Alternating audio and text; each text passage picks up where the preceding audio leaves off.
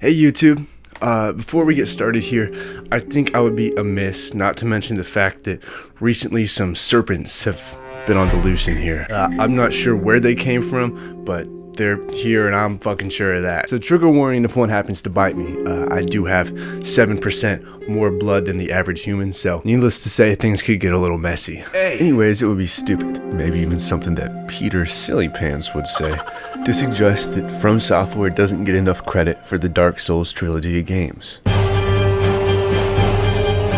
I mean, these are some acclaimed masterpieces. While Dark Souls 1, 3, and Elden Ring are all pretty much uncontested in their claims to video game royalty, nobody's really arguing here, Dark Souls 2 is the black sheep, the bastard son made by From Software's B team, and it's got warts all over its face and a freaking poopy butt, dude, gross. There's a few valid gameplay reasons that most people don't like the second Dark Souls game as much as the first, but most of the time I don't actually play video games. I just think about playing them and then get distracted when I finally have the time by writing down cool thoughts in my notes app like La Chupacabra American accent. There are many things I mean by this, but most important is that I'm not interested in the gameplay or mechanics of Dark Souls 2, but rather how remembering the game makes me feel.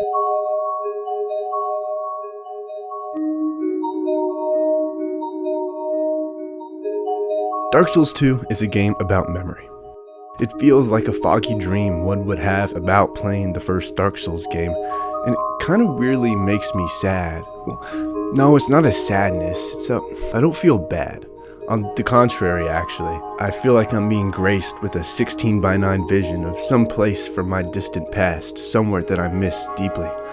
It's undefinable and strange how Dark Souls 2 made me feel nostalgia on my first playthrough years ago. I want to exist in this land, and I think that I always have. This curious feeling is the topic of today's video. Longing, awe, escapism, these descriptions fall short. If you're largely confused by what the hell I'm talking about, then stick around and maybe you'll feel it too. It's a feeling of eerie deja vu, and it oozes from Dark Souls 2 like the sap of old trees. These sights and sounds are calling for you. You're witnessing and experiencing a place that you should have no recollection of, but somewhere inside you, you feel something stir. Some vague intuition of beauty and warmth, echoes of adventure. That one missing piece in your life, maybe. It's hard to say. For lack of a better term, I call it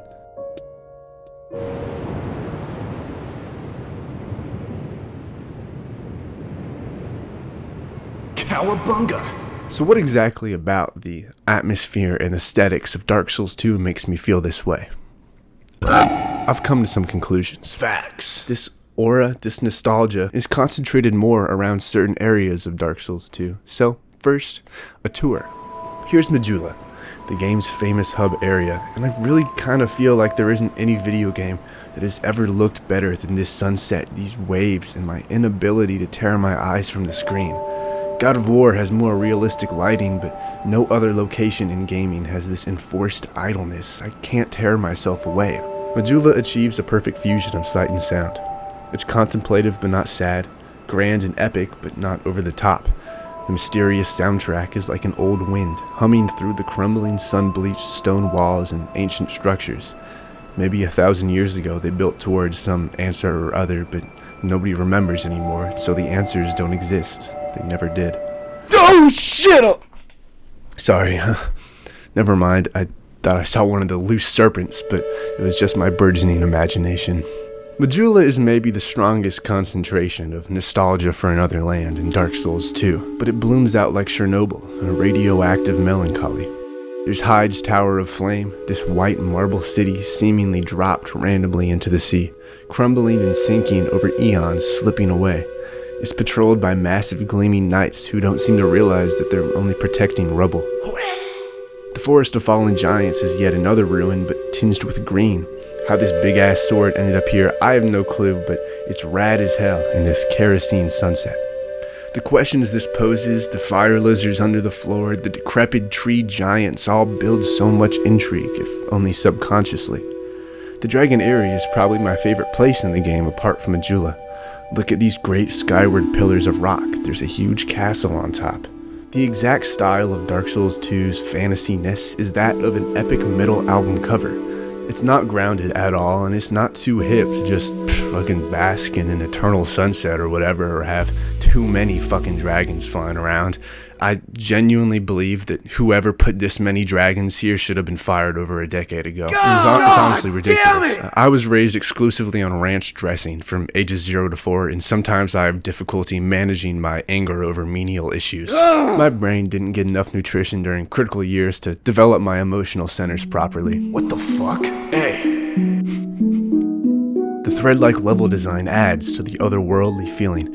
Down the rabbit hole you go. One linear tunnel that shrinks and opens, twists and turns, beautiful sights, intense battles, hidden treasure. You scale the earthen peak up and up, only to find an elevator at the top that takes you even higher, and you emerge into this lava castle.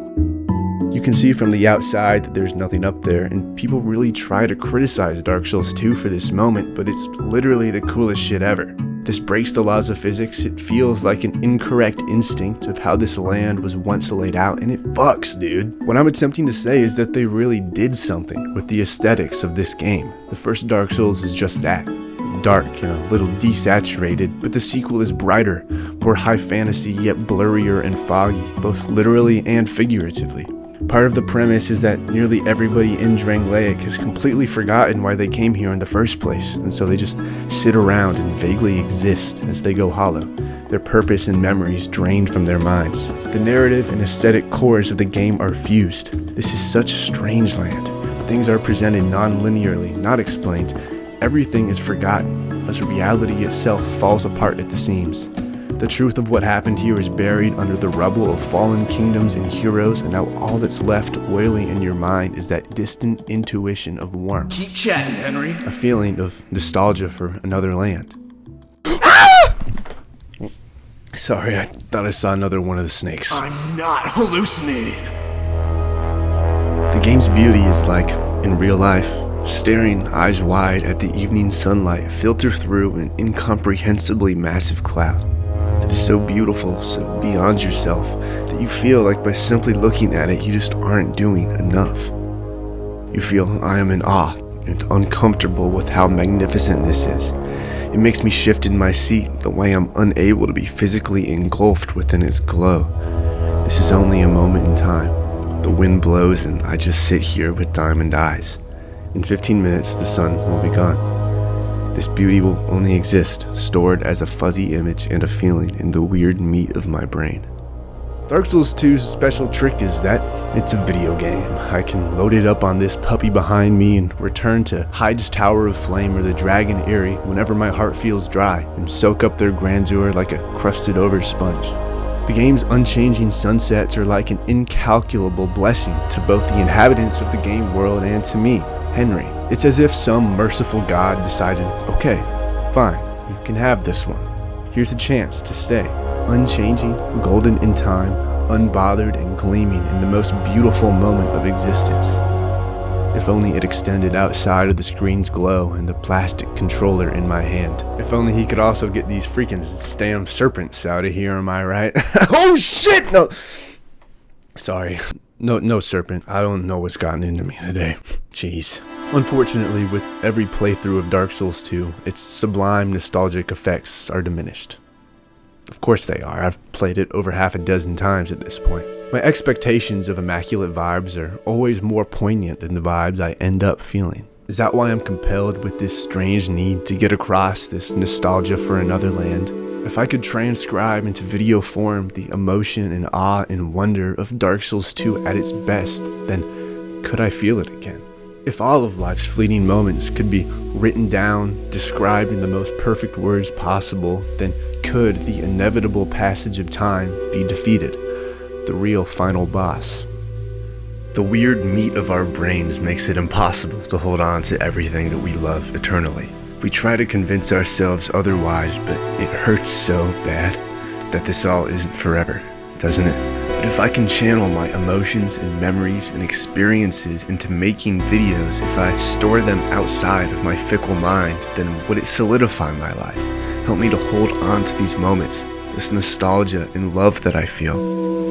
Can I please fix this leak that seems to get wider with every passing second?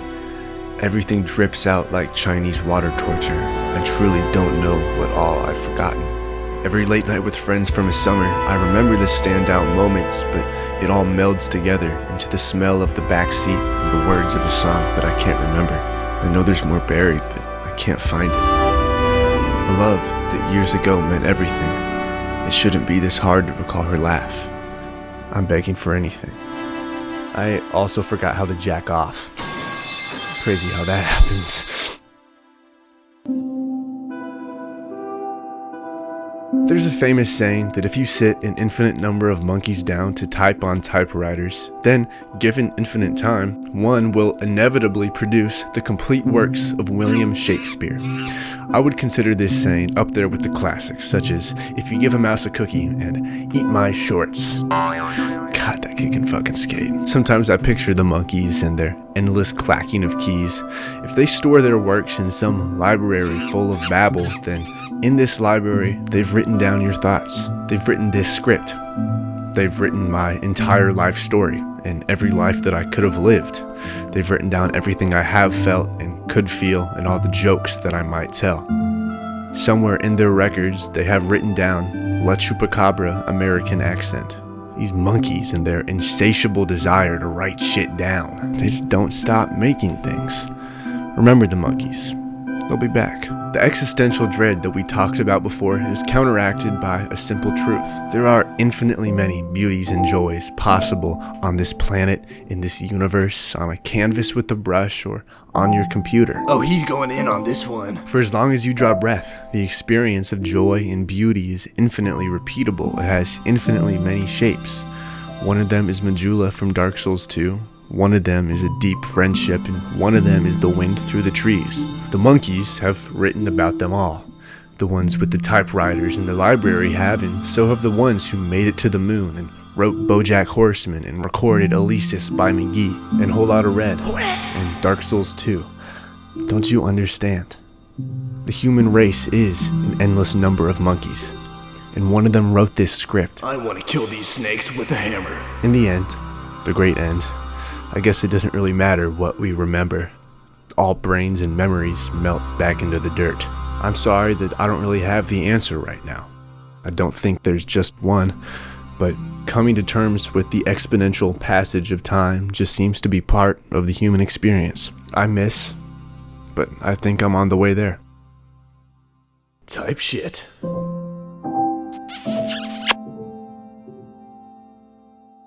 Oh, fucking snake! Not a snake. Sorry.